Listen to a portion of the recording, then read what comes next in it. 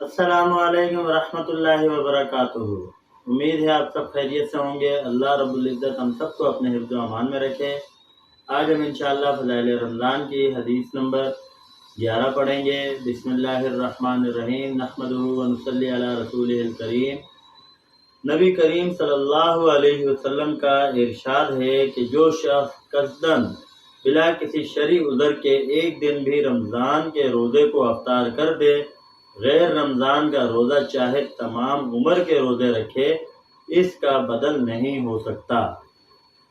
بعض علماء کا مذہب، جن میں حضرت علی کرم اللہ وجہہ وغیرہ حضرات بھی ہیں، اس حدیث کی بنا پر یہ ہے کہ جس نے رمضان مبارک کے روزے کو بلا وجہ کھو دیا، اس کی قضا ہو ہی نہیں سکتی ہے، چاہے عمر بھر روزے رکھتا رہے۔ مگر جمہور فقہا کے نزدیک اگر رمضان کا روزہ رکھا ہی نہیں تو ایک روزے کے بدلے ایک روزہ سے قضا ہو جائے گی، اور اگر روزہ رکھ کر توڑ دیا تو قضا ایک روزے کے علاوہ 2 مہینے کے روزہ کفارہ کے ادا کرنے سے فرض ذمے سے ساقط ہو جاتا ہے۔ البتہ برکت اور فضیلت جو رمضان المبارک کی ہے ہاتھ نہیں آ سکتی، اور حدیث پاک کا مطلب یہی ہے کہ وہ برکت ہاتھ نہیں آ سکتی جو رمضان شریف میں روزہ رکھنے سے حاصل ہوتی۔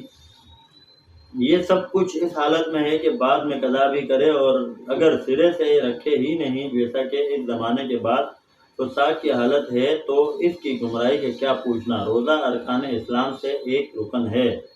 نبی کریم صلی اللہ علیہ وسلم نے اسلام کی بنیاد 5 چیزوں پر ارشاد فرمائی ہے۔ سب سے اول توحید و رسالت کا اقرار، اس کے بعد اسلام کے چاروں مشہور رکن نماز، روزہ، زکوٰۃ، حج۔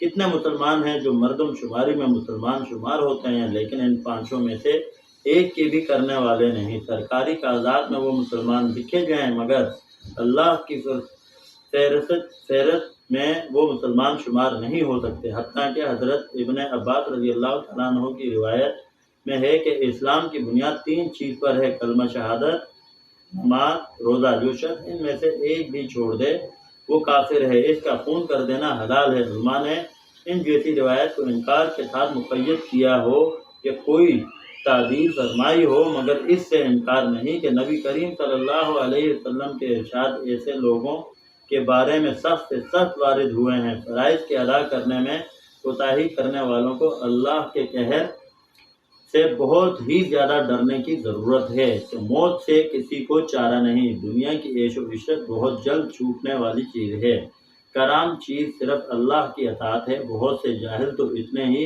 پر کفایت کرتے ہیں کہ روزہ نہیں رکھتے، لیکن بہت سے بددین زبان سے بھی اس قسم کے الفاظ بک دیتے ہیں کہ جو کفر تک پہنچا دیتے ہیں۔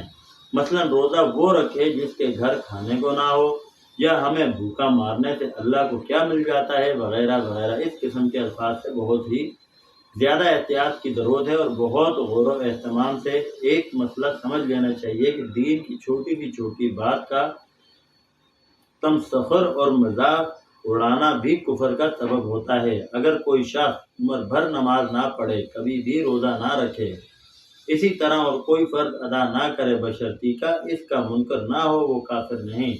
جس فرض کو ادا نہیں کرتا اس کا گناہ ہوتا ہے، اور جو اعمال ادا کرتا ہے ان کا اجر ملتا ہے، لیکن دین کی کسی ادنا سی ادنا بات کا تمسخر بھی کفر ہے، جس سے اور بھی تمام عمر کی نماز، روزہ، نیک اعمال ضائع ہو جاتے ہیں۔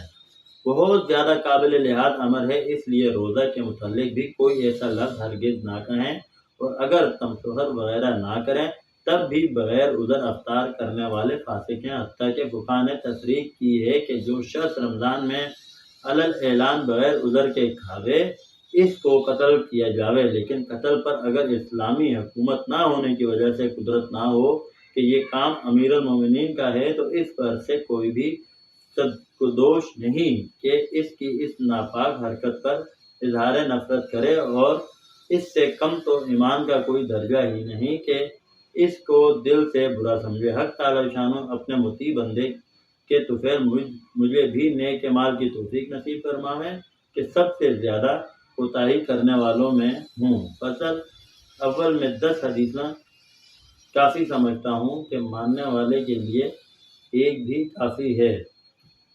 وہی اللہ رب العزت ہم سب کو جو پڑھا سنا اس پر عمل کرنے کی توفیق عطا فرمائے۔ کتنی پیاری حدیث آج ہم نے پڑھی اس میں یہ کہا جا رہا ہے کہ رمضان المبارک کے مہینے میں کوئی اگر قصداً ایک روزہ چھوڑتا ہے تو باقی پوری زندگی اگر وہ روزے رکھے گا تو رمضان المبارک کے ایک روزے کے برابر نہیں ہوگا۔